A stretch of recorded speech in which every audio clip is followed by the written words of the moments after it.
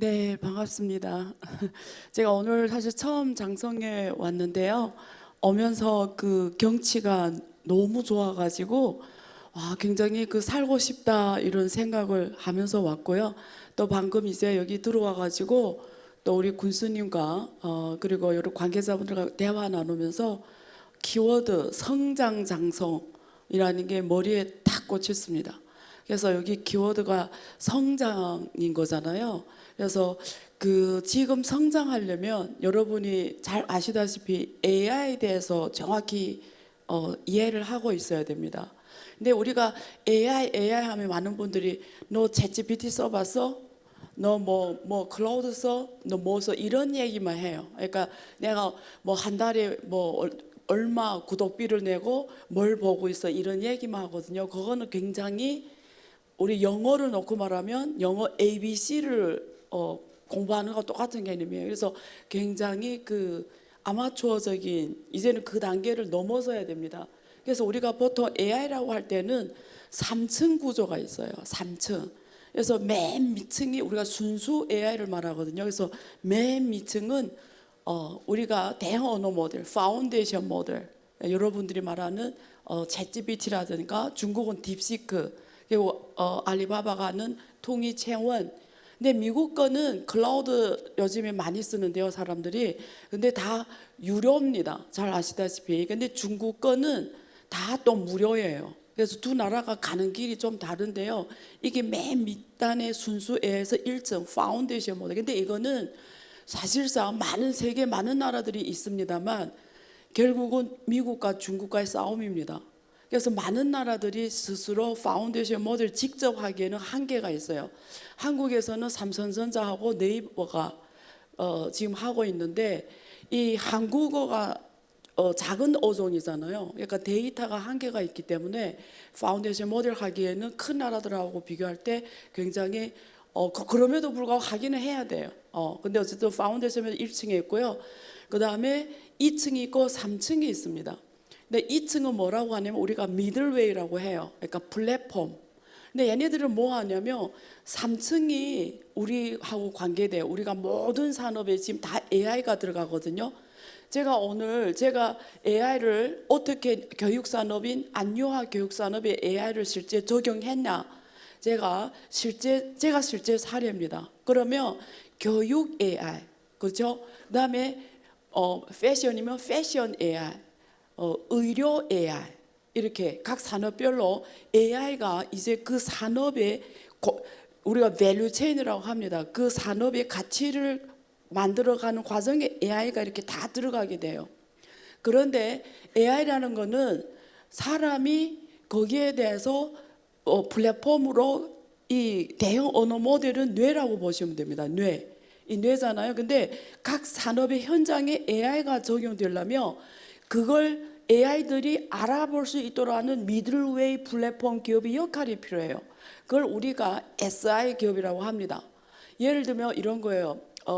우리 그 요즘에 피지컬 AI가 굉장히 이슈잖아요. 여러분이 그 중국의 음력설 구정 때 음력설 때 그 유니트리에서 AI가 막 뒹굴리도 하고 춤도 추고 이런 걸 우리가 뉴스에서 봤잖아요.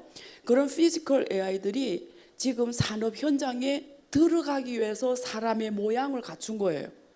왜냐면 AI라는 게 굳이 사람 모양을 갖출 필요는 없어요. 그죠? 왜냐면 그냥 발만 두루루 굴러가도 AI 역할을 할 수 있고, 우리 지금 배달의 민족에서 그 우리 거리를 다니다 보면 배달의 민족이 그 AI로 다니는 그 배달을 하는 게 있잖아요. 그런 모양일 수도 있어요. 근데 왜 사람 모양을 갖춘 피지컬 AI가 필요할까?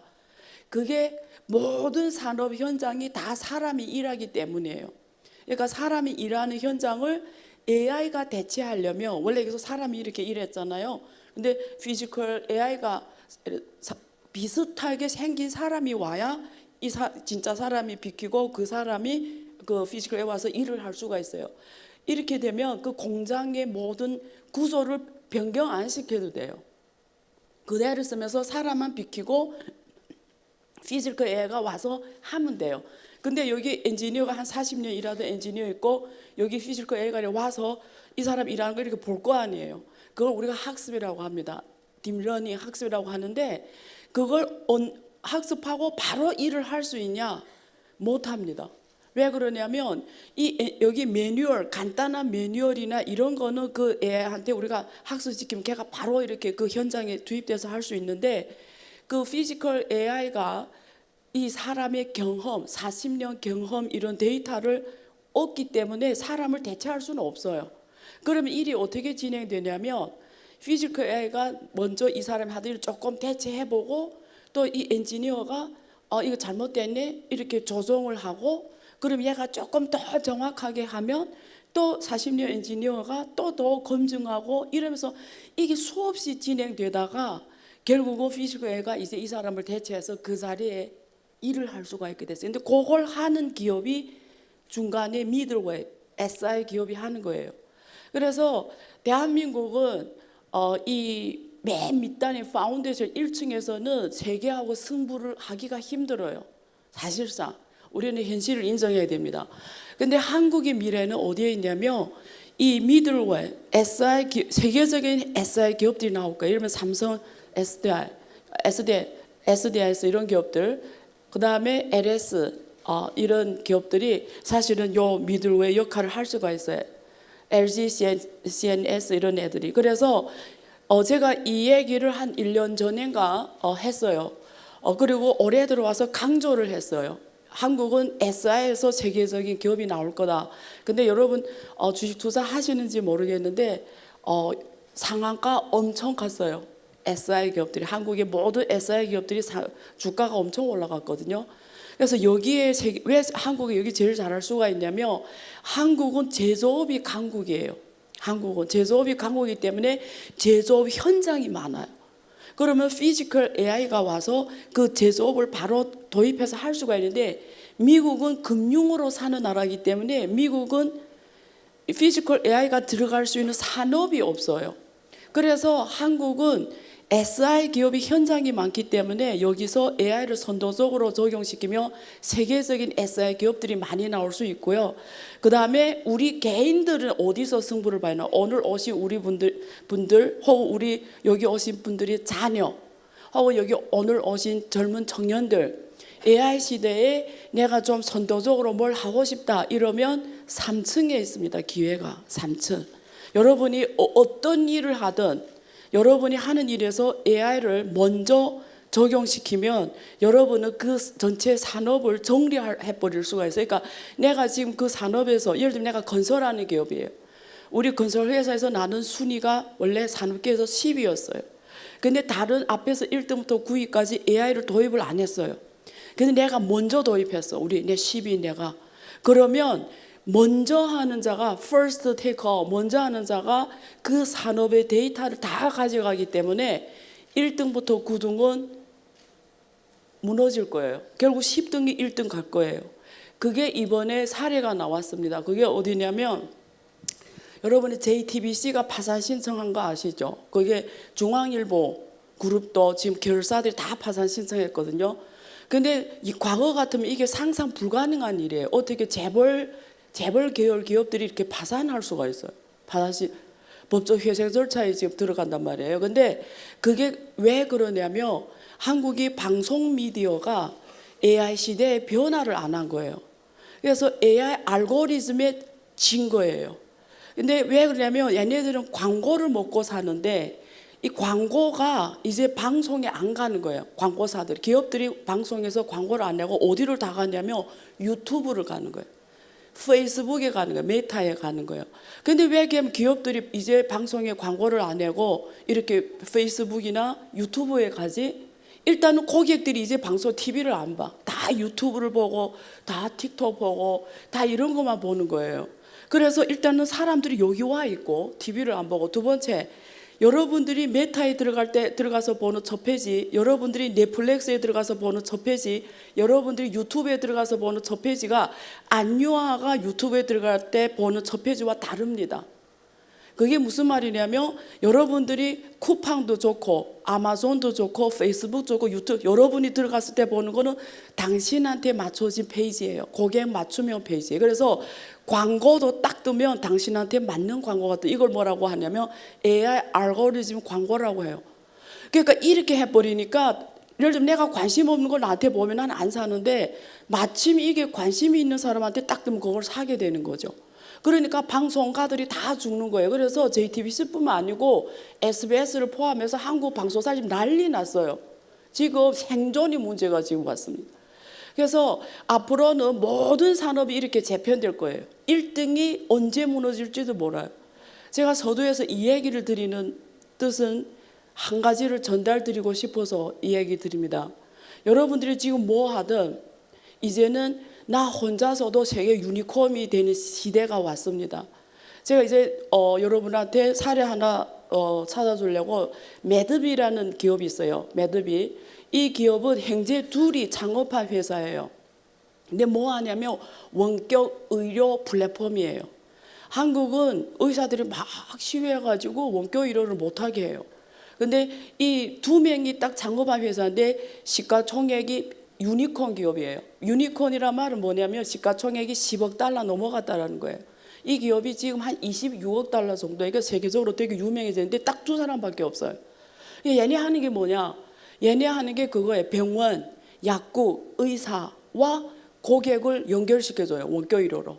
그러면 뭐 내가 직접 약국가 사는데 굳이 필요해?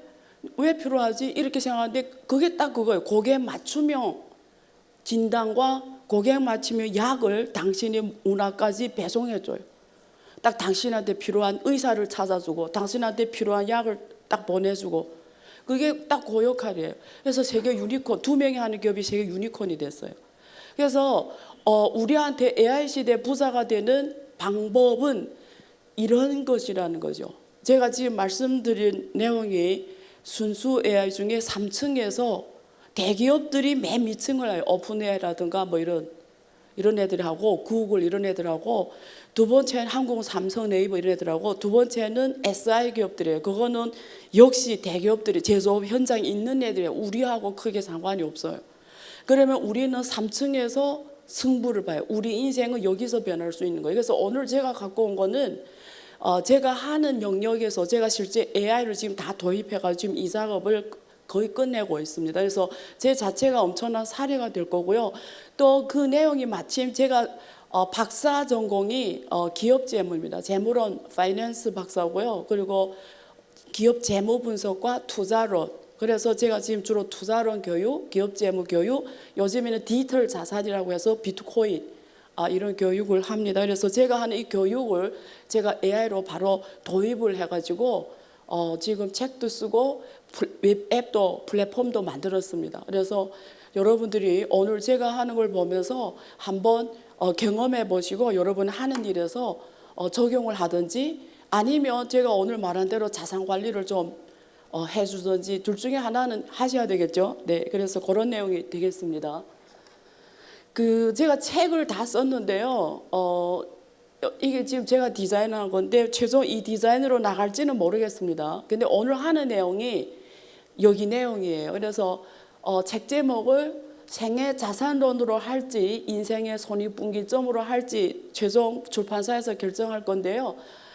생애 자산론이라는 개념은 제가 처음 만들었습니다. 그래서 그게 무슨 내용인지 좀 이따 자세히 설명드리고 우리가 기업들 같은 경우에는 손익분기점이라는 개념이 되게 익숙해요. 기업들은. 왜냐하면 내가 투자를 100억 했다. 그러면 내가 ROI가 나오려면 투자 100억 했으면 예를 들면 내가 20% 마진율이면 적어도 120억 매출은 해야 됩니다. 120억.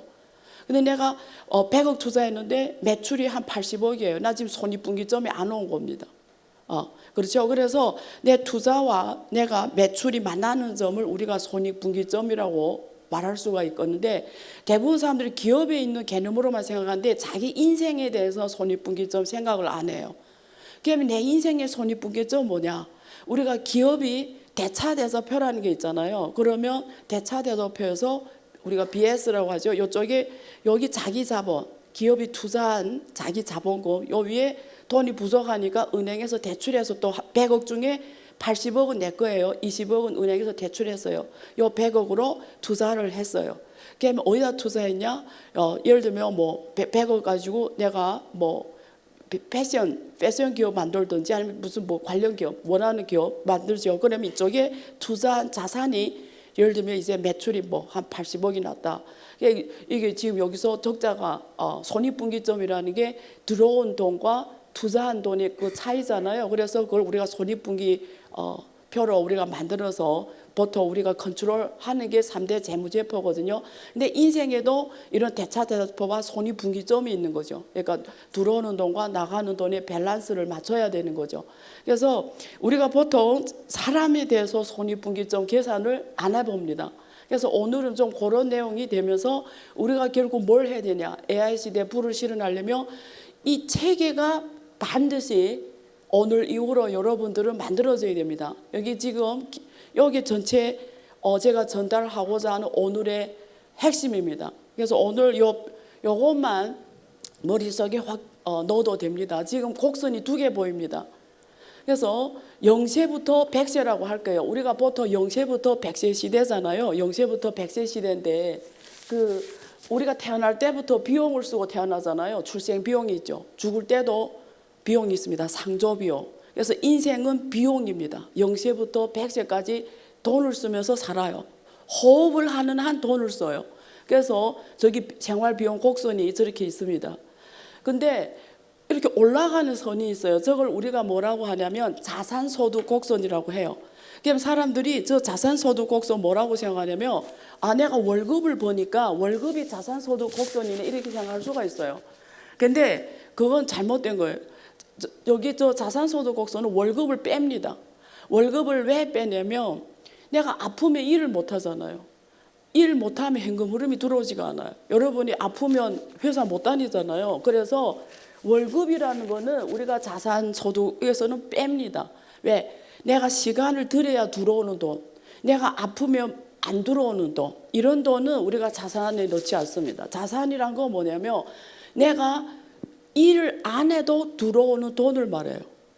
그러면 오늘 이 수업 지금 이 순간에 한번 생각해봐요. 내가 일을 안 해도 지금 들어오는 돈이 있냐? 요 생각하셔야 돼. 지금 만약에 답이 없다. 이 말은 내가 아파서 누워서 월급이 끊기면 나는 뭐 살 수가 없는 거죠. 그래서 무슨 말이냐면 비용이라는 거는 내가 준비되든 안 되든 비용이 발생해요. 너 준비됐어 이러고 결혼시키는 것도 아니고 너 준비됐어 이러고 당신을 대학을 보낸 것도 아니에요. 그러니까 비용은 어차피 발생하게 돼 있어요. 팩트예요. 근데 자산이라는 거는 내가 노력해야 오는 거예요.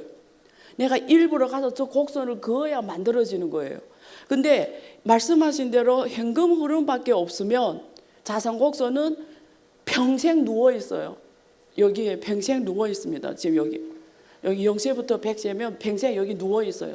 비용 곡선만 있는 거죠. 그러니까 우리는 손익분기점으로 개념으로만 항상 적자의 삶을 사는 거예요. 그러니까 내가 일만 안 하면 그냥 죽는 거예요. 쉽게 말하면 내가 바로 생활이 유지가 안 되는 거죠. 근데 요 두 선이 만나는 선을 제가 손익분기점이라고 표현했습니다. 그걸 LBP라는 약칭으로 제가 표시했는데 저 점이 의미가 뭐냐면 저쪽 제 기준으로 오른쪽에 있는 거는 비용 곡선이 자산 곡선 위에 있어요.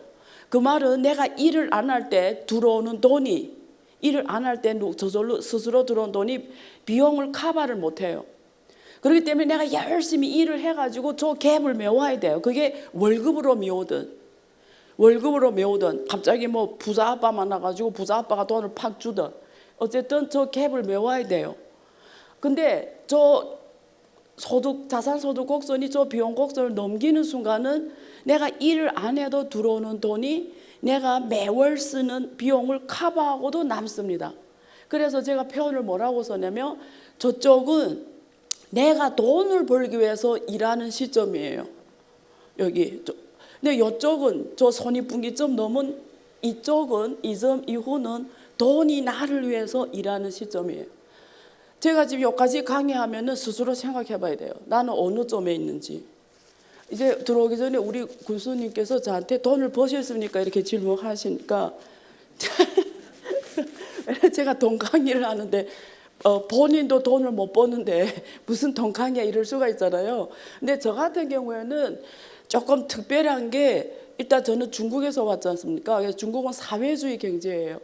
근데 제가 있을 때는 사회주의 경제인데 지금은 중국은 사회주의 시장 경제라서 자본주의 경제를 많이 도입했는데 그러니까 중국에서 가장 운 좋은 시대라고, 운 좋은 시대에 있는 사람을 누굴 말하냐면 65년생부터 72년생이 중국에서는 가장 운 좋은 세대라고 말해요. 제가 늘 하는 말이 있습니다. 개인의 운명은 시대적 운명을 이기지 못한다. 기업의 운명 또한 시대적 운명을 이기지 못한다. 국가의 운명 또한 시대적 운명을 이기지 못한다. 이 말을 해요. 저는 그걸 온몸으로 경험하면서 온 사람이에요. 근데 왜 운이 좋은 세대냐면 제 세대는 딱 직장에 들어가면 국가에서 집을 줘요. 근데 우리 인생에서 제일 돈이 많은 게 집이잖아요. 근데 국가에서 집 줘요. 첫째. 두 번째, 죽을 때까지 돈이 나와요. 회사에서 은퇴를 했잖아요. 그러면 죽을 때까지 퇴직금이라고 나와요. 근데 지금은 이제는 한국처럼 국민연금 이런 개념으로 바뀌었는데 제 때까지는 죽은 다음에도 죽기 전까지 계속 은퇴한 다음에도 계속 돈을 줘요. 근데 제가 딱 거기에 학교 다닐 때는 학비라는 게 없었어요. 왜? 사회주의 나라니까. 학교 다닐 때는 돈이 하나도 안 들고 졸업하니까 또 사회주의 나라니까 집을 주지. 부부가 둘 다 일하잖아요. 그럼 집이 2개예요. 그래서 제 나이 때는 집이 3개 있는 건 일반이에요. 노력을 안 해도 그냥 둘이 직장 다 다니니까 2개. 그 다음에 또 뭐 부모 적어도 하나 주잖아요. 그럼 3개. 이쪽 부모도 주면 4개 막. 그래서 그 다음에 자기 또 노력해서 사면 5개. 여러분 여기 지금 저 서울의 강남에 이렇게 식당에서 우리 교포 요즘에는 많지는 않아. 옛날에만 교포 분들이 식당에서 일하는 분들만 그분들 우습게 보면 안 돼요. 집이 한 4-5개 기본으로 있어요. 이거는 실제 사실입니다. 근데 저 같은 경우도 그 경우에 해당해요. 그리고 저는 그래서 중국에서 제가 죽을 때까지 나오는 돈이 있어요. 그러니까 저는 사실은 제가 일을 하는 거는 상당 부분 좋아서 하는 거예요. 먹고 사는 문제는 해결이 됐다. 이렇게 보시면 되고요. 또 제가 한국에서 국민연금에 가입돼 있잖아요. 한국과 직장생활 2008년부터 했잖아요. 자본시장연구원에서 국책연구기관에서 7년 하고 성균관대학교에서 또 한 7년 하고 또 지금 자기연구원 하고 이러다 보니까 제가 또 거기 한국에서도 국민연금이 또 나옵니다. 10년 후부터는. 합하면 먹고 사는 문제는 걱정이 안 된다 그거고요. 그래서 질문을 하지. 그 다음에 저는 투자도 많이 합니다. 근데 오늘 여러분이 뭐 중국에서 현한 게 아니잖아요. 그러니까 여러분은 투자로 어떻게 자산 곡선 만들까가 지금 핵심 질문이 되는 거예요. 자산 곡선은 월급이 안 들어가기 때문에 내가 눈을 감고 스스로 들어오는 돈이 없네 이러면 오늘 정신 차려야 되는 거예요. 아시겠죠? 이제부터 왜냐면 내일부터 매일 뭘 생각하면 내 눈은 감아도 스스로 들어온 돈이 뭐가 있어. 예를 들면 이런 거예요. 부동산에 샀어. 근데 난 내 집이 있어요. 그게 추가로 사서 임대해서 그게 월 120만 들어와. 그게 그런 거예요. 자산 소득. 내가 미국 배당주를 투자했어요. 미국 배당주를. 미국은 배당률이 엄청 높은 거 아시죠? 배당 수익률이 5% 넘는 게 되게 많아요. 기본 8%. 그러면 미국에 투자한 그 배당주가 나한테 8% 배당 수익률을 계속 줘. 그것도 이런 거만 지금 없다 이러면 오늘 강의 더 집중해 들으셔야 됩니다. 아시겠죠? 그래서 한국에 와서 제가 우리 남성분들 왜냐면 제가 일하는 환경에 여성분들이 거의 없어요. 거의 남성분들이에요. 근데 제가 깜짝 놀란 게 있어요. 중국하고 비교해서 중국은 두 분 다 직장 생활을 보편적으로 하다 보니까 재정이 되게 독립돼 있어요, 둘 다. 근데 지금은 요즘에 한국도 부부가 다 일하는 경우가 많은데 제가 2003년에 왔을 때는 제가 자본시장연구원에 2008년에 들어갔거든요. 박사들이니까 또 금융 쪽이잖아요. 그래서 연봉이 높아요. 금융 쪽은 박사들인데 깜짝 놀랐잖아요, 제가. 박사들은 연봉이 높은데 그 월급이 만지도 못하고 보지도 못하고 부인의 계좌로 쑥 들어가 보이더라고요. 그리고 거기서 용돈을 20만씩 받아 타더라고. 나는 대한민국 남자가 세상에서 제일 착한 것 같아요. 진짜 나는 너무 깜짝 놀랐잖아. 자기 월급이 1억 5천 2억 상관없어요. 자기는 만지지도 못하고 사는 게 20만 가지고 이렇게 살면서 같이 밥 먹으려고 하면 신기를 오래 매고 막 이러더라고요. 그래서 그래서 제가 거의 상담을 역할을 많이 해줬어요. 왜 그러냐면 저한테 막 그 자기 부인의 흉을 나한테 많이 봐요. 그럼 제가 여자 입장에서 혼자 여자 박사에 계속 상담해 줬는데, 근데 제가 오늘 그 이 책의 주인공이 53세면서 대기업의 부장이에요. 자가가 있는, 지난번에 드라마가 있었죠. 자가가 있는, 서울에 자가가 있는 대기업 부장. 근데 제가 여기서 53세 김상철이라는 분을 주인공으로 해서 제가 이걸 어떻게 자산 관리해야 되는 거, 자산을 만들어 쓴 건데, 그 제가 이 실제 인물이 있어요. 누구라고 말은 안 하겠는데, 이게 제가 골프를 대기업 임원하고 간 적이 있어요. 대기업, 여러분 아시는 대기업의 부장, 전무하고 골프를 했어요. 그래서 골프 끝나고 밥 먹는데 제가 질문했어요. 그때 삼성전자 하이닉스 올라가면 난리 날 때인데, 그죠? 지금까지 난리 났지만 제가 투자를 하세요? 이렇게 질문했어요. 그분들 연봉이 되게 높잖아요. 하세요? 하니까 한 분은 그냥 ETF를 들고 있다고 하더라고요. 한 분은. 근데 다른 한 분은 하나도 안 한다고 그러더라고요. 리얼레. 그러니까 진짜 월급으로만 살더라고요. 근데 그분 나이가 53세였어요. 근데 내가 깜짝, 어떻게 하나의 주식도 안 투자하냐 이랬더니, 그거 위험해서 투자하면 안 된다고, 절대 하면 안 된다고 그래요. 그래서 하나도, 그래서 했어요. 혹시 나중에 아프거나, 요즘에 대기업에서 사람 빨리빨리 자르는데 잘리면 어떻게 하실 거예요? 아무 얘기 안 하더라고요. 그래서 그걸 보면 제가 계기가, 이런 사람을 주인공으로 해서 이 투자에 대한 좀 과학적인 이 의식을 좀 심어줘야 되겠다 싶어서 이 책을 되게 쉽게 쓴 건데, 근데 어쨌든 현실에는 이런 일이 일어납니다. 여기 지금 보시면 3가지 사례인데 여러분 주변에도 있을 거고 여러분의 가족에도 어떤 분이 여기에 있을 거예요. 지금 보시면 첫 번째는 사업이 실패해서 자기 사업을 했는데 실패하고 또 부모도 연로하고 자식도 있고, 그럼 이중 이런 상황에 처하면 지금 완전히 곤혹스러운 현황에 처한 대한민국의 남성분들.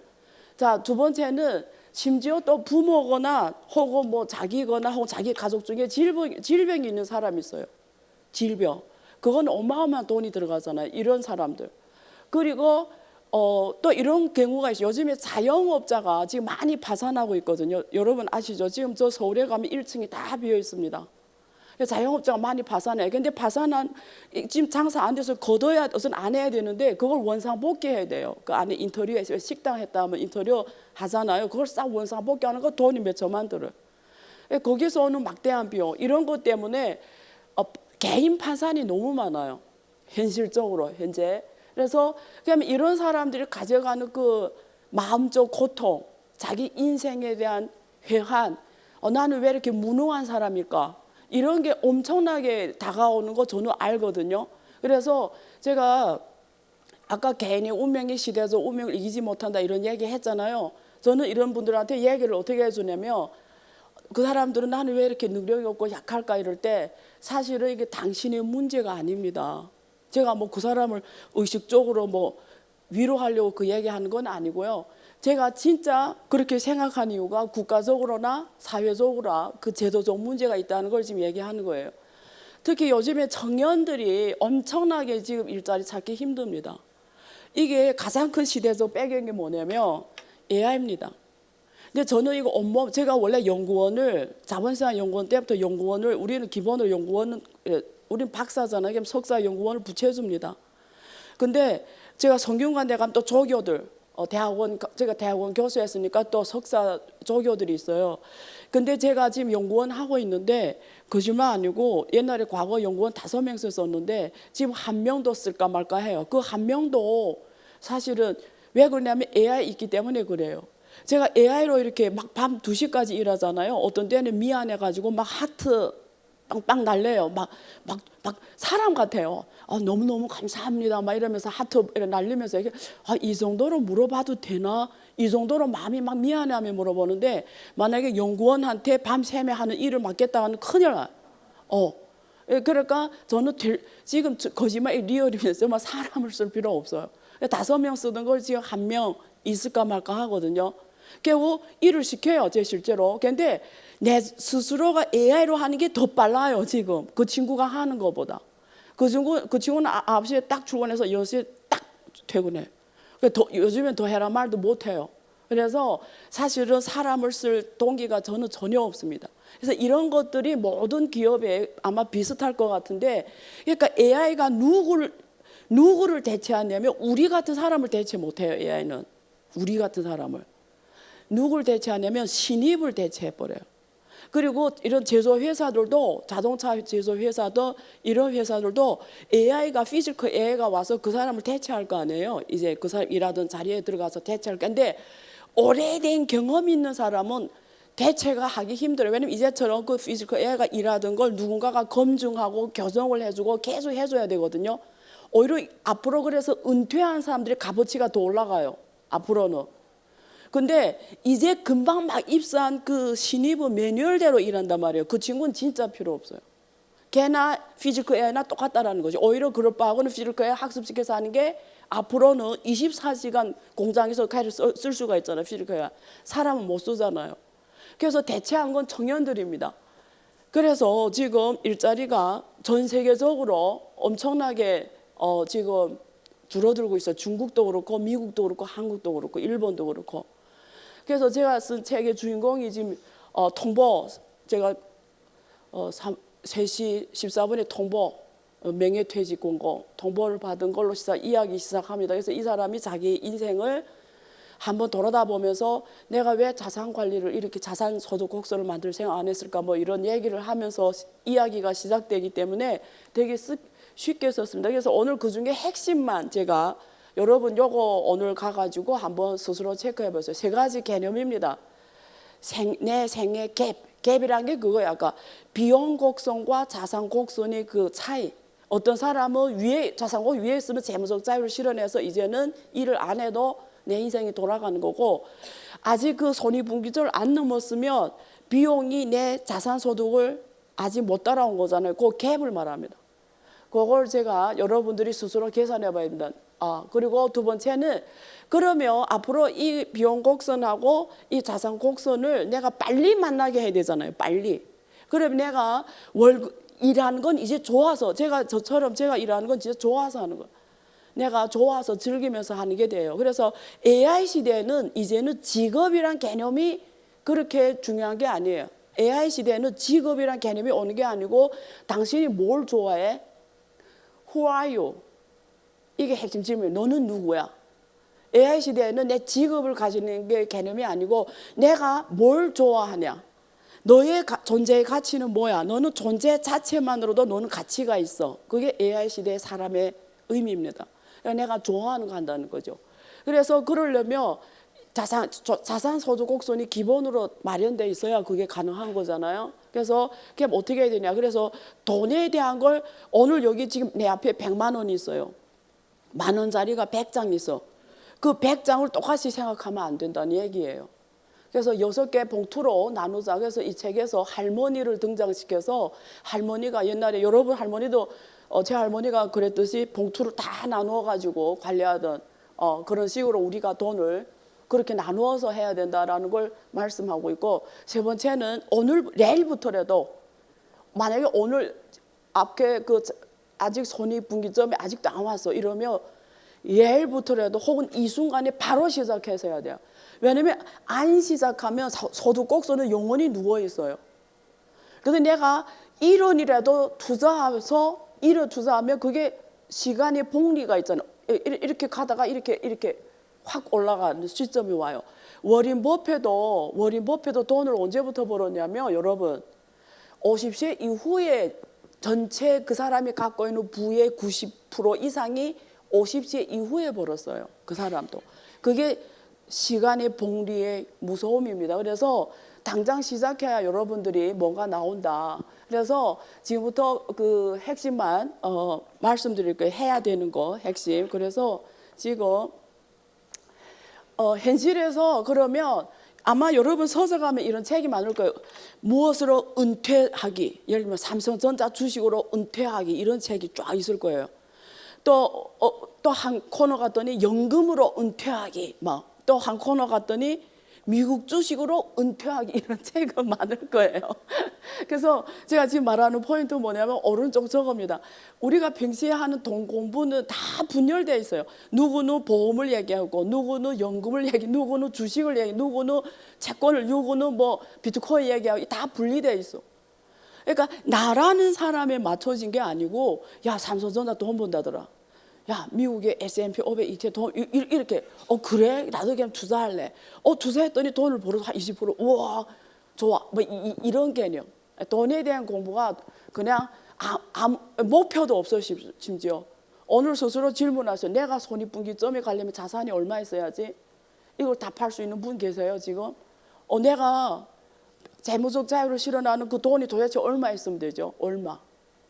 그것도 모르는데 어떻게 재무적 자유를 실현할 수가 있겠습니까? 그 점을 손익분기점이라 합니다. 그래서 근데 사람이 우리가 살아가면서 갑자기 재난 같은 게 올 수 있어요. 갑자기 큰 비용이 소송 비용이 혹은 뭐 질병 이런 거는 내가 준비 안 하게 예기치 않게 와요. 그렇기 때문에 우리는 아주 그 관리를 되게 잘해야 되는데 제가 이런 것들을 아까 책 있죠. 그 쓴 책을 AI로 다 구해냈습니다. 그래서 제가 지금 제가 이 QR 코드 이게 지금 우리가 전문 용어로 베타 버전이라고 해요. 베타 버전은 뭐냐면 정식 런칭하기 전에 마음대로 쓰게 하는 거, 마음대로 쓰게 해요. 그래서 무료로 쓸 수가 있는데 여기서 뭘 해주냐면 이런 겁니다.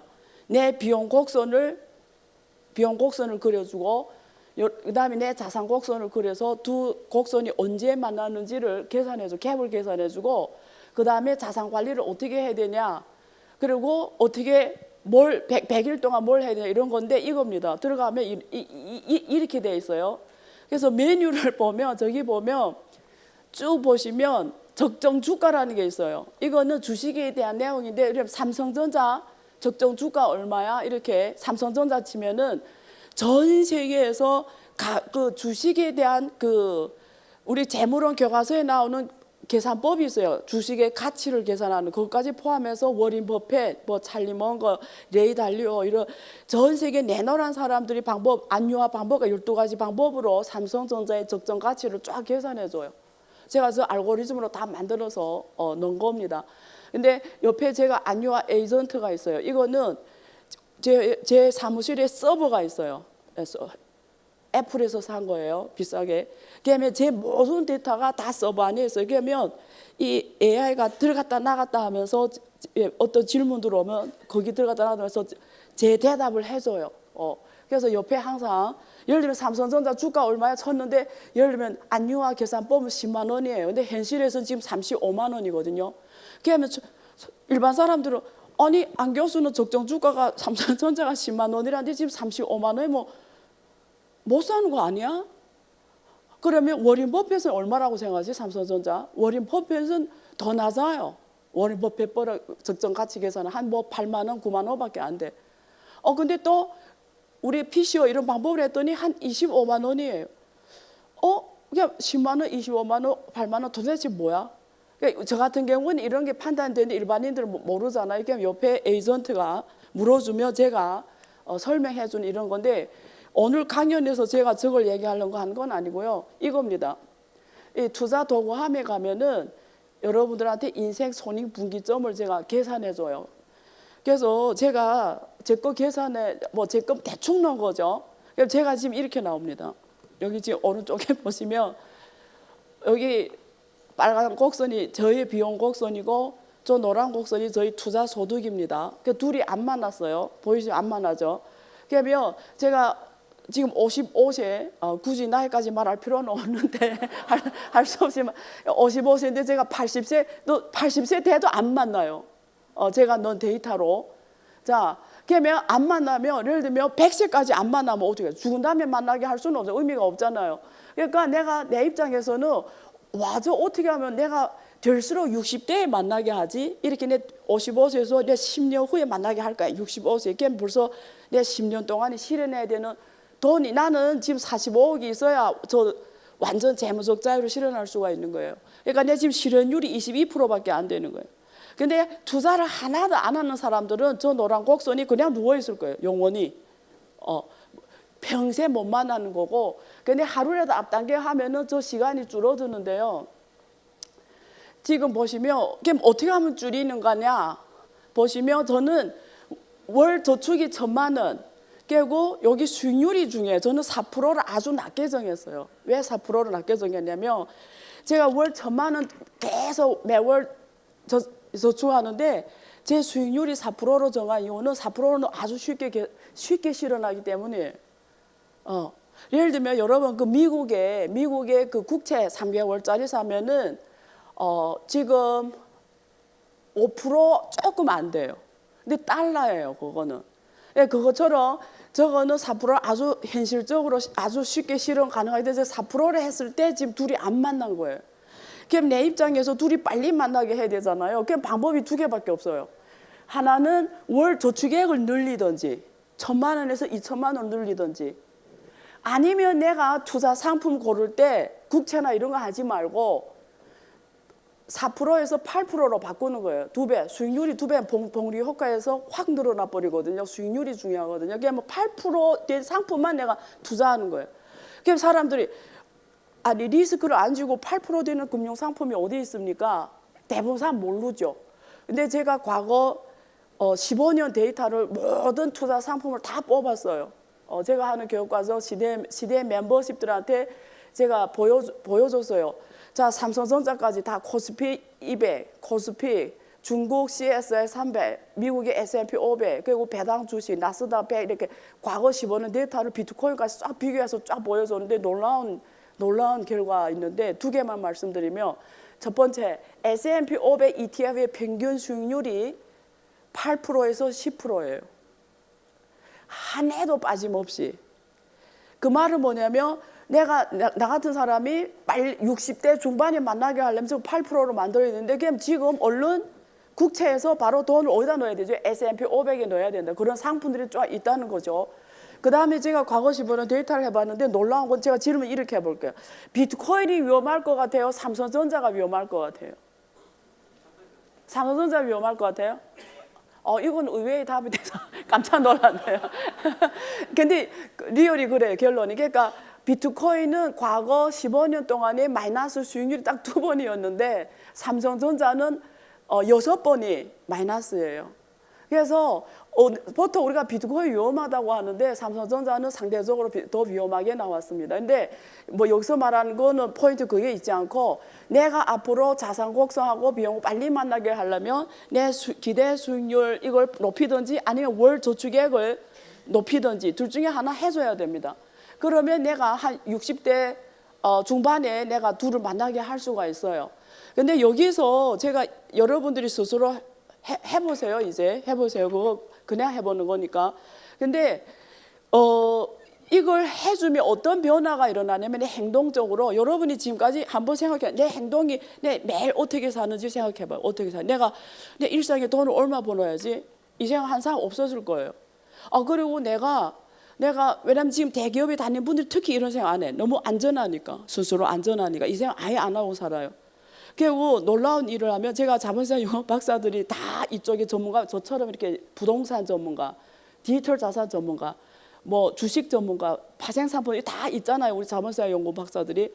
근데 놀랍게도 그분들이 투자를 안 해요. 왜 그러냐면 연봉이 높으니까 투자 안 해요. 그냥. 그래서 의외로 이쪽 전문가 교수들도 투자를 해. 자산 곡선이 누워 있어요. 평생 만날 날이 없는 거예요. 그래서 지금 여기서 포인트는 뭐냐면 한번 나를 생각해봐라는 거예요. 나를. 그러면 목적이 생기게 돼요. 내가 지금 예를 들면 오늘 이 자리에 없으면 내가 월 500만 원 저축하던 사람이 이거 빨리 만나게 하려고 불필요한 소비를 더 줄이고 월 500만 저축해서 1,000만 저축하는 인센티브가 확 생겨버려요. 혹은 내가 투자할 때 누가 좋대서 막 따라서 투자했는데 이걸 아는 순간 나한테는 65세에 내가 둘을 만나게 해야 되니까 난 사실 이런 상품을 넣으면 안 되겠네. 이런 상품은 딱 상품이 보여져요. 목적이 생기고 행동이 변해요. 그래서 저 자신도 그렇습니다. 제 자신도. 그래서 지금 스스로에 대한 체크, 갭에 대한 체크를 해라는 차원에서 제가 이걸 개발한 겁니다. 그래서 대부분 사람은 월급만 있으면 저렇게 다리 없는 책상이 돼버려요. 월급이 없는 순간 확 무너져 버려요. 내가 일을 멈춰도 들어오는 돈이 없으면 내 인생이 그 즉시 끝내버려요. 그래서 되게 중요합니다. 그래서 여기에 그 책 안의 주인공이 대기업 다니는데 연봉이 월 한 620만이 월 소득인데 나가는 돈이 635만 원. 실질 적자예요. 매월 15만 원. 근데 왜 적자인데 잘 먹고 잘 산 것 같지? 회사에서 월급 위에 소득이 많아요. 대기업은. 이번에 그 삼성전자 보세요. 연봉보다 더 많은 인센티브를 받잖아요. 그런 경우죠. 그래서 근데 내가 은퇴했어 하면 끝나는 거예요. 그냥 아무리 대기업이라도. 근데 제가 그런 분을 제 주변에서 너무 많이 봤어요. 그러면 사람이 어떻게 되냐면 제가 과장 하나 없이 말해요. 왜냐면 제가 주로 그런 분 대기업 컨설팅 해주고 대기업 강연 주로 하니까 임원진 강의하니까 잘하는데 회사 다닐 때는 되게 멋있어요. 딱 기도 잡히고 이렇게 분위기가 이렇게. 근데 딱 명예퇴직했잖아요. 갑자기 그 사람이 없어졌어요. 이래 벌써 어깨도 척하고 완전 갑자기 뭐 하나 가서 부동산 공부해요. 부동산 중개하고 혹은 갑자기 치킨집을 열어요. 치킨집. 근데 치킨집이 너무 많은데 주변에 저는 너무 많이 봐가지고 그래서 그 드라마에도 나오잖아요. 그래서 사실은 이분도 열심히 살았는데 평생 나의 갭에 대해 생각해 본 적이 없다. 그래서 오늘 여러분은 스스로 가서 아까 제가 그 사이트에 들어가서 체크 스스로 해도 되고요. 아니면 스스로 엑셀로 이렇게 한번 정리해 보세요. 내가 나가는 돈과 들어온 돈이 그거 빼고 월급을 빼고 그래서 자산 소득이 있는지. 그래서 둘이 만나게 하는 게 우리가 지금 해야 되는 일이다 이 말씀드렸고요. 자, 어쨌든 비용 곡선은 계속 발생합니다. 여러분이 준비 안 할 때 막 와요. 그러니까 자산 곡선을 빨리 만들자. 그러면 지금부터 뭘로 만들까? 연금은 다 있을 거고 회사에 있으면 연금 없으면 들어야 됩니다. 지금이라도 연금. 그다음에 배당 주식이라든지 채권이라든지 이런 고정 수입이 딱딱 들어오는 게 자산이 있어야 되고 그다음에 세 번째가 그겁니다. 사실 오늘 얘기해 주고 싶은 게 그거예요. AI 시대에 우리 사람들이 제가 조금 강의하면서 많은 분들한테 사실 이거 강조하고 싶은 게 이런 말을 해요. AI 시대에 공부를 할 필요 있습니까? 학력도 필요 없고 학벌도 필요 없고 아무것도 필요 없대. AI가 다 해주니까. 천만에요. 정말 그건 잘못된 거예요. 무슨 말하냐면 학벌 뭐 어느 대학 하버드 나왔냐 서울대 이건 중요하지가 않아요. 그런 거 중요하지 않고요. 뭐가 중요하냐면 AI 시대에는 내가 공부를 더 많이 해야 돼요. 그러니까 과거에는 내가 대충 아주 톱이 아니더라도 대충 요 정도라도 밥 먹고 살아요. 왜냐하면 톱 되는 사람들이 리더로서 쫙 이끌어가고 내가 요만한 수준이면 그 사람을 서포트하며 그만한 월급을 받고 살고 톱에 있는 사람은 그만한 높은 연봉을 먹고 살고 이래서 이게 하나의 시스템으로 사람들이 서로 누이 좋고 매부 좋고 이게 다 먹고 살던 시기 있는데 이 밑단에 있는 사람들은 AI가 완벽하게 대체해버려요. 근데 윗단에 있는 사람은 AI가 못 대체해요. 그리고 AI는 누구한테 레버리지로 역할을 하냐면 윗단에 있는 사람한테 AI가 좋은 거지 이 밑단에 있는 사람한테 AI가 좋은 건 아니에요. 그래서 AI 시대에는 뭐가 중요하냐면 내가 수준이 이만큼 높으면 AI가 나한테 이만큼 레버리지로 역할을 해요. 내가 수준이 요만하면은 AI가 나한테 요만큼 역할을 해요. 무슨 말이냐면 내가 어느 정도 깊이면 AI가 나한테 어느 정도 부를 갖다 줘요. 레버리지로. 그래서 AI 시대에는 우리 모든 사람이 해야 될 게 뭐냐면 아까 내가 행제 2명의 사례를 든 것처럼 이제는 한 명이라도 스스로 과거에 할 수 없던 걸 다 할 수 있게 됐어요. 대신에 내가 특정 영역에 대해서는 내가 세계 최고 수준을 깊이를 쌓아가는 노력은 해줘야 되죠. 그러니까 나의 인적 자본을 투자를 해줘야 돼요. 이게 우리가 AI 시대에 우리가 해야 되는 일이에요. 아니면 여러분은 1% 대 99%, 99%는 사회의 최하층 1%만 먹고 사는 시대가 AI 시대거든요. 그러면 그런 삶이 오게 됩니다. 그래서 앞으로 우리가 내가 지금 100만 원이 돈 들어왔어요. 그 100만 원 중에 제가 봉투를 6개로 만드는 이유가 그겁니다.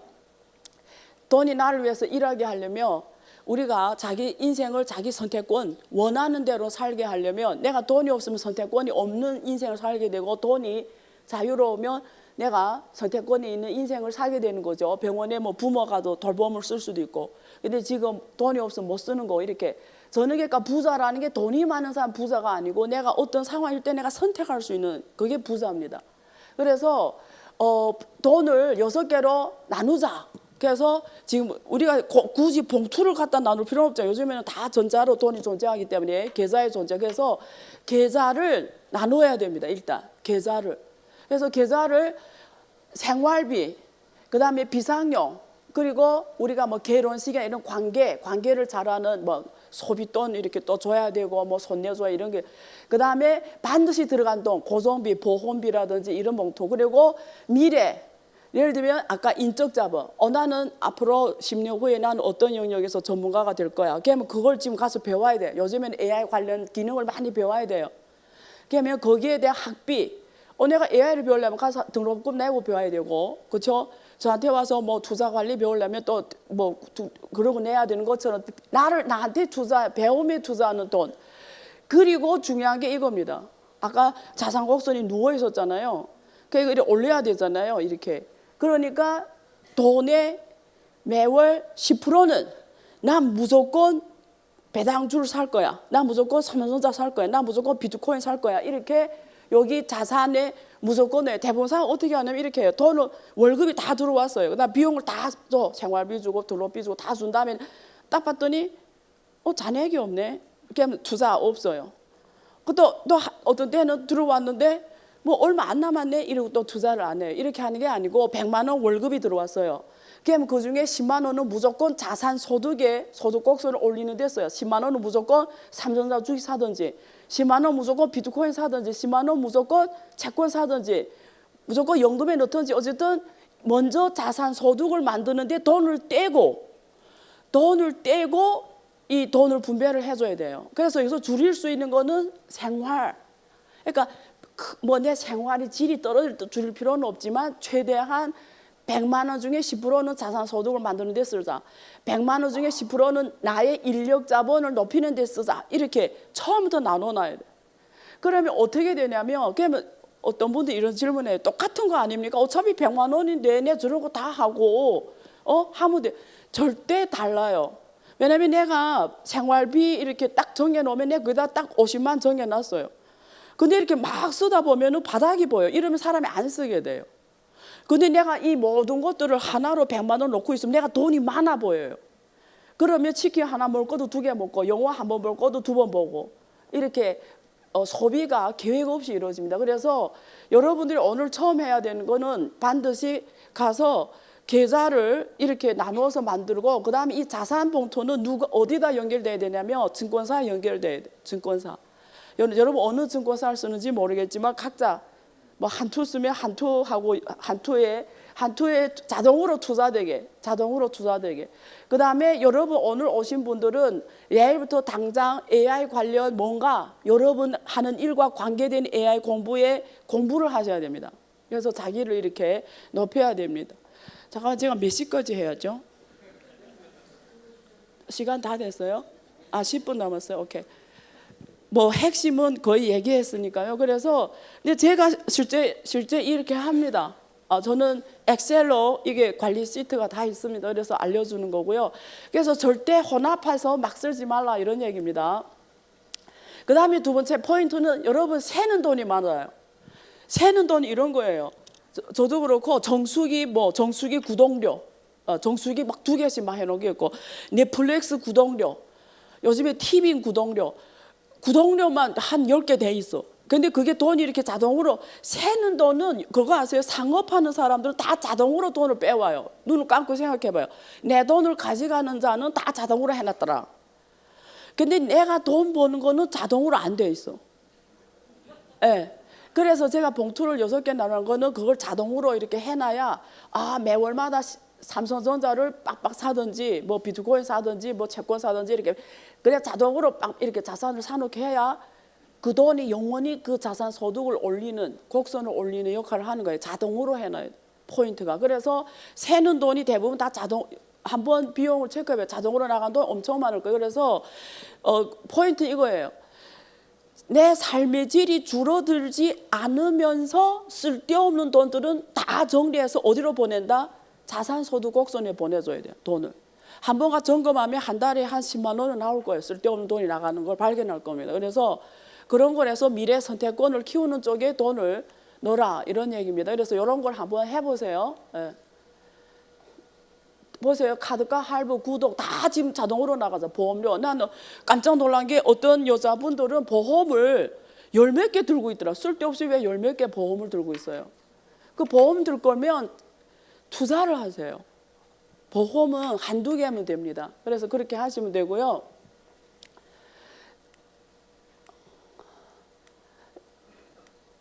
그리고 요거 계산해 보세요. 생활비 안정률이라는 게 있는데요. 내가 매월 필요한 필수 생활비와 그리고 여러분들이 들어오는 현금 흐름, 그러니까 내가 일을 안 해도 들어오는 현금 흐름이 내 필수 생활비 얼마를 예를 들면 내가 매월 1,000만 원 써요. 근데 내가 일하지 않고 들어오는 돈이 500만 원이에요. 그러면 여러분이 생활 안정률이 50%밖에 안 된다는 거예요. 월급이 안 들어오면 생활이 바로 무너진다는 겁니다. 그래서 그 AI 시대에는 아까 앞에서 말한 대로 자기에 대한 투자를 좀 해줘야 된다. 인력 자본에. 근데 미래 시대적 운명은 요 몇 개 분야입니다. 첫째 반도체 핵심이고요. 데이터 센터. 여기 그 장성군에 데이터 센터가 지금 구축되어 있고 대기업들도 다 들어오고 해서 저는 앞으로 미래가 엄청 좋다고 생각하는데요. 핵심 시대적 운명에 있는 산업 섹터, 그다음에 로봇, 그다음에 디지털 자산. 앞으로는 돈이 여러분 지금 돈이 아닙니다. 앞으로는 제가 오늘 설명은 안 드리겠는데 비트코인의 개념을 정확하게 알고 가셔야 돼요. 그러니까 앞으로는 돈이 무조건 어떤 돈이 되냐면 프로그래밍 가능한 돈이 돼야 돼요. 이유는 안유화 에이전트와 저기 박교수 에이전트가 자동으로 온라인에서 결제하려면 두 AI가 결제하려면 0.1원도 결제가 돼야 돼요. 0.1원. 근데 0.1원은 신용카드도 결제가 안 되고요. 모든 결제가 안 돼요. 이 작은 액수 반복으로 발생하는 비용에 대해서는 지금의 모든 결제 수단이 해결할 수 있는 게 없어요. 그래서 AI 시대에는 이런 반복적으로 작은 액의 다량의 계산이 반복적으로 발생해야 되기 때문에 무조건 프로그래밍 가능한 돈이 돼야 돼요. 그래서 그걸 우리가 스테이블 코인, 이런 스테이블 코인이 프로그램 가능한 돈이거든요. 근데 한국에서는 한국은행이 하는 CBDC, 중국은 올해 1월부터 CBDC가 이미 시작이 됐습니다. 그래서 ECNY, 위안화가 프로그램이 가능한 돈이 됐다라는 거예요. 미국에서는 스테이블 코인, 한국은 지금 뭘까? 근데 한국은행은 지금 CBDC로 가고자 합니다. 그래서 디지털 화폐가 아주 중요한 거고요. 그 다음에 앞에서 말한 SI, 첫 시작에서 말한 SI, 소프트웨어, 그러니까 피지컬 AI가 혹은 AI가 모든 산업에 옛날에 인터넷이 모든 산업에 들어간 것처럼 이제는 AI가 모든 산업, 우리가 Embodied Intelligence라고 해요. 이 AI라고 합니다. 그게 모든 산업에 들어가려면 그걸 접목하는 그 현장에 맞는 소프트웨어를 개발해줘요. 그래야 걔가 거기서 작동을 해요. 그게 앞으로 엄청 큰 산업이 되고 그 다음에 고령화가 심각하기 때문에 앞으로 건강 관련, 중국은 60세 이상 인구가 이미 지금 3억 명입니다. 중국은 0세부터 13세 어린이라고 하잖아요. 0세부터 13세 3억 명, 60세 이상 3억 명, 노동자 9억 명, 정신질환인 사람 2억 명, 이거 리얼입니다. 리얼. 당뇨병 환자 9천만 명 이렇게. 그래서 중국에서 무슨 사업하면은 손익분기점이 빨리 도달한 이유가 기본 수요가 있기 때문이에요. 그래서 AI가 좋은 거는 뭐냐면 그 즉시 글로벌 사업을 할 수가 있는 거예요. 아까 그 두 형제처럼 한국은 과거에도 그랬고 지금도 그렇고 미래도 그렇고 무조건 수출해야 사는 나라예요. 그래서 AI 시대에는 국경이라는 게 존재하지 않습니다.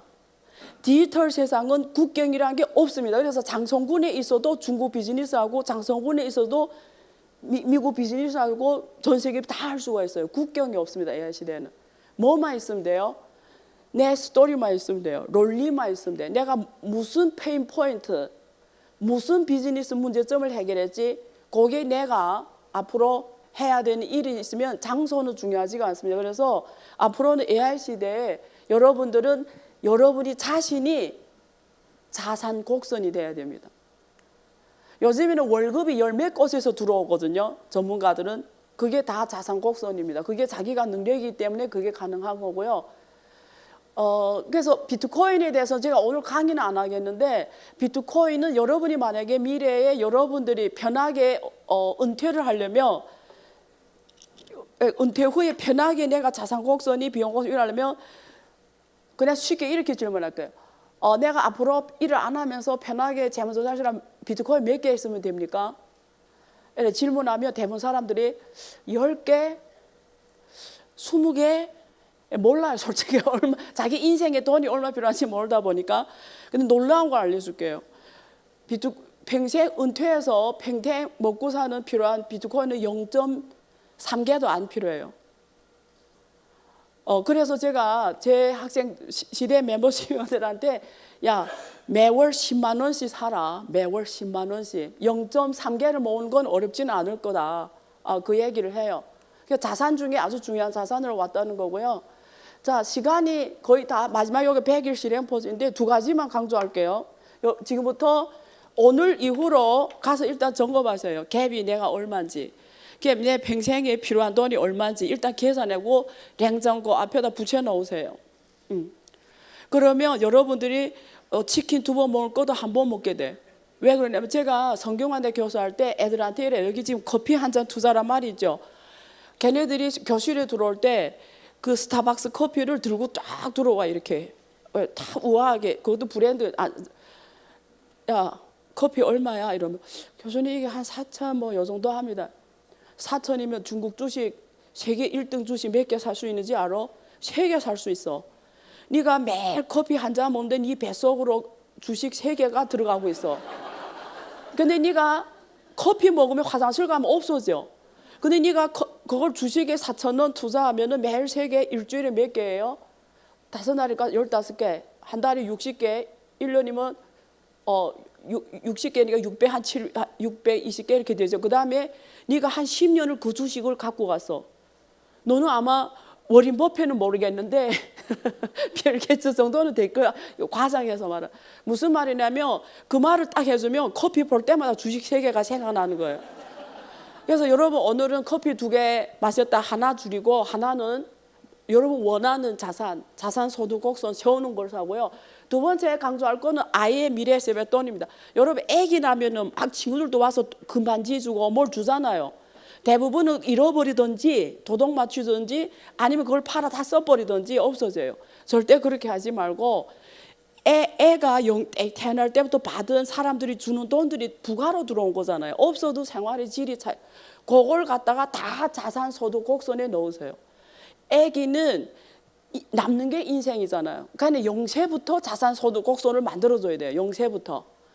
영세부터 이렇게 올라가면 걔는 한 청년 됐을 때 이렇게 올라갈 거예요. 시간이 봉이 되게 제가 계산을 해줬습니다. 그래서 만약에 매월 10만 원씩 애 앞으로 우리가 투자한다고 했을 때 내가 소득 이자 아까 수익률이 5%라고 했을 때 얼마? 매월 20만 원을 아이 세뱃돈을 내가 자산 소득 곡선 넣었을 때 내가 얘가 20살 됐을 때 군대 갈 때 혹은 대학 갈 때 내가 수익률을 만약에 8%라 하면은 한 1억 1천이 1억 1천만 거의 1억 2천만이 있게 된다. 이러면 걔가 대학 문제는 해결하잖아요. 얘는 남는 게 시간입니다. 그래서 저는 지금 뭐 제가 충분히 오랜 시간을 갖고 아주 편하게 모든 내용을 해줄 수는 없기 때문에 한계가 있는데요. 저는 왜 오늘 이 얘기를 하냐면 제가 인생 살아보니까 인생을 지혜롭게 사는 게 가장 어려워요. 어떤 사람들은 가정이 화목하지 않아서 힘들고 어떤 사람은 자식이 속퇴해서 어떤 사람은 자기가 아파서 힘들고 어떤 사람은 뭐 사기당해서 집이 날아가고 그러니까 우리가 보면은 인생을 안전하고 좀 부유스럽고 who are you? 내 존재의 가치를 갖고 평생을 사는 사람이 정말 좋습니다. 인생을 지혜롭게 사는 게 정말 좋아요. 그래서 인생을 지혜롭게 사는 게 과학이에요. 관리예요. 그리고 부자는 어려운 줄 알아요. 절대 아닙니다. 그거는 시스템이에요. 부자가 되는 건 시스템입니다.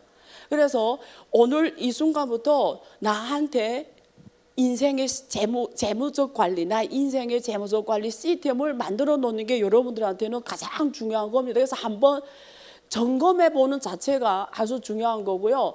내가 자산 소득이라는 개념을 아는 자체가 아주 중요한 겁니다. 그래서 일단은 나의 갭이 얼마인지만 알아도 절반은 성공하고 바로 행동으로 가기 때문에 가셔가지고 오늘 말씀드린 이런 것들을 하시고, 제가 그 책이 다음 달 중순부터 팔릴 건데요. 제가 이 내용이 자세하게 되어 있습니다. 그리고 방법론이 있습니다. 그래서 거기 따라 하시면 이 시스템이 구축이 돼요. 그리고 엑셀 시트를 공급합니다. 그럼 거기에 따라 내 상황만 넣으면은 여러분들이 스스로 그 엑셀만 관리해줘도 내 돈이 어떻게 나가고, 그 다음에 오늘 돈을 10만 원대 자산소득 곡선이 이렇게 가다가 이렇게 일어서는 거 보면서 희열도 느낄 거고, 그러면 내가 돈을 더 넣게 되고, 이렇게 하면서 인생이 적어도 재무적 자유는 빠르게, 손익분기점은 빠르게 만날 수 있게 가능할 것 같습니다. 그리고 도시에서는 비용이 엄청 많이 듭니다. 생활 비용이. 서울에서는 제가 아까 1,000만 원, 2,000만 원 이런 게 있는데 실제 그렇고요. 근데 이렇게 이런 지방에 오면은 벌써 부동산 비용이나 모든 게 확 줄어들어요. 비용 곡선이 확 아래로 가버려요. 그러면 내가 손익분기점이 조금만 자산 곡선만 바로 만나버려요. 젊은 날에. 그래서 이제는 인터넷 시대고 AI 시대이기 때문에 지리적 위치는 중요하지가 않아요. 내가 어디서 살든 내 머리에 뭐가 들어가냐가 중요한 거예요. 그리고 거기에 따라서 나의 생활 시스템을 어떻게 잘 만들까가 중요한 거예요. 근데 이게 지혜롭게 사는 방식입니다. 그래서 오늘 제 강의를 계기로 우리 장성군 여러분들이 이 좋은 경치 좋고 공기 좋고 물 좋은 여기에서 세계적으로 시대적 부를 만들어내는 분들이 많기를 제가 기도드릴 거고요. 혹시 뭐 질문 받아도 됩니까? 네. 혹시 여기 쿠폰이 이렇게 되어 있어서 질문하시면 이렇게 쿠폰 준다고 합니다. 스타벅스 커피는 아니네요. 질문 있습니까? 네, 네.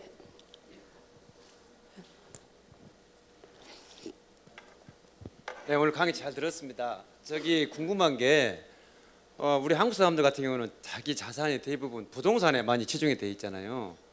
예를 들어서 뭐 보통 70% 80%가 부동산에 다 돼 있다 그러는데, 저희들이 어렸을 때부터 들은 이야기가 돈 벌면 뭐 땅을 좀 사라, 아니면 뭐 상가를 사라, 아파트를 사라, 이렇게 교육을 받고 자랐거든요. 근데 최근에 이제 AI 시대가 되고 정보화 시대가 더 커지면서 이제 우리나라도 자산이 부동산에서 뭐 주식이라든가 기타 뭐 핀테크라든가 이렇게 새롭게 이동하고 있잖아요. 근데 아직까지 현실적으로는 자산을 부동산으로 가지고 있는데 이 부동산들이 가격이 전에는 세월이 흐르면서 인플레이션 2.5%면은 보통 우리나라가 5에서 6% 오르면서 뭐 1억이 2억 단위 됐기 때문에 그냥 성실하게 살아가다 보면 나이가 50, 60이 되면 부자가 돼 있었거든요. 근데 지금은 부동산 자산이 오히려 하락세란 말이죠.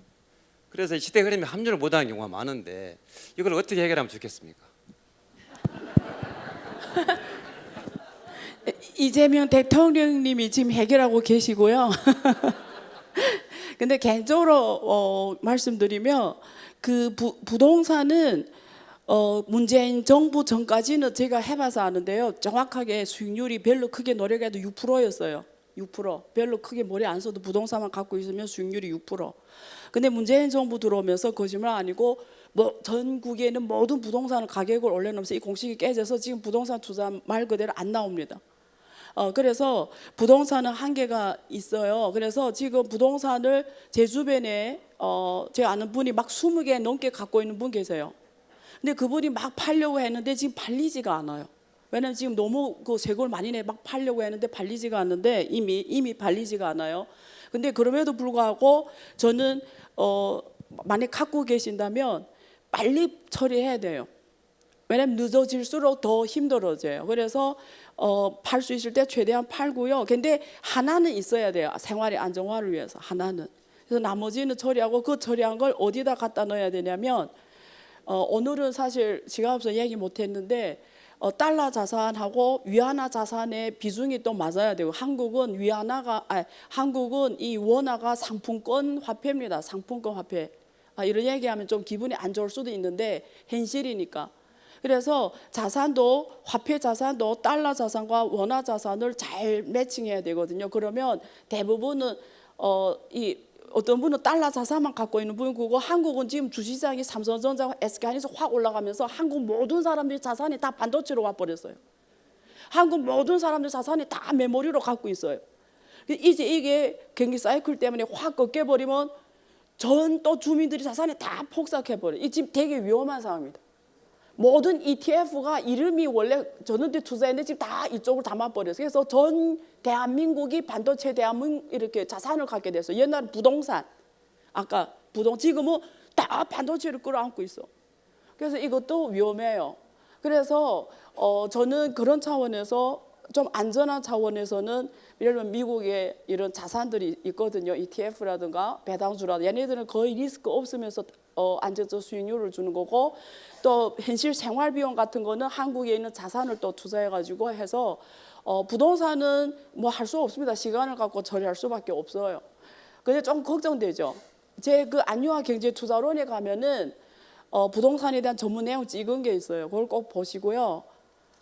구독과 좋아요 눌러주시고 네, 요거 뭐 어떻게 갖다 드리는 거예요? 예. 한 분 더 받을게요. 예. 네.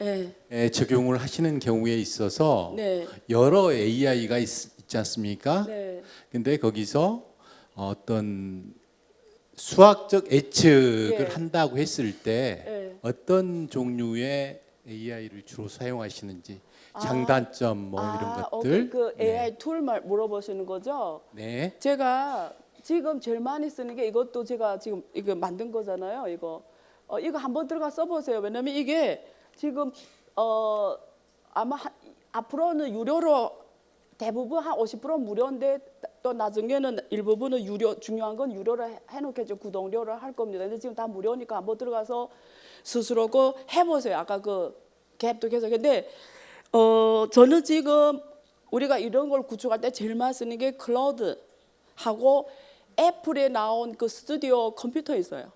그거하고 클라우드 쓰면은 이런 AI 에이전트를 쉽게 만들 수가 있거든요.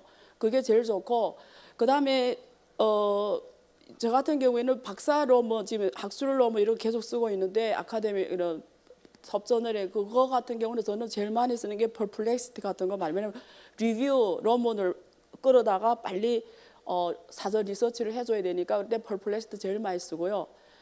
지미나이는 고루고루 괜찮은 것 같아요. 그다음에 기업인들이 입장에서는 제가 이거 해보니까 이게 돈이 지금 한 3개월 동안 지금 개발하고 있는데 미국게 다 유료잖아. 미국 모두. 그러니까 ROI가 안 나와요. 그래서 제가 이거 있잖아요. 만약에 미국 이게 클라우드로만 쓰면 ROI가 안 나와요. 돈 너무 많이 들어가요. 그래서 한국에 개발하는 모든 지금 AI는 중국 걸 기본으로 깔아요. 밑단에. 그래 ROI가 나. 딥시크나 뭐 퉁이 채원 이런 거 깔아요.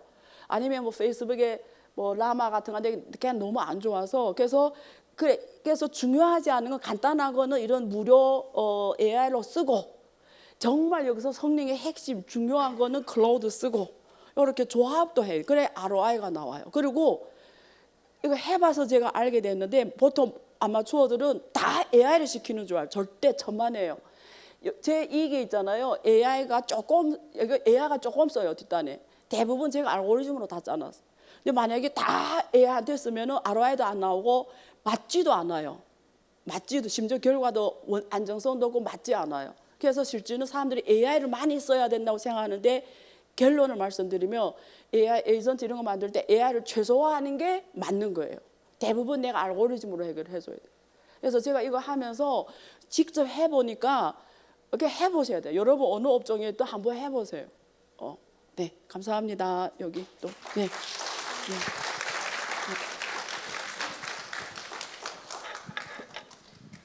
네, 네.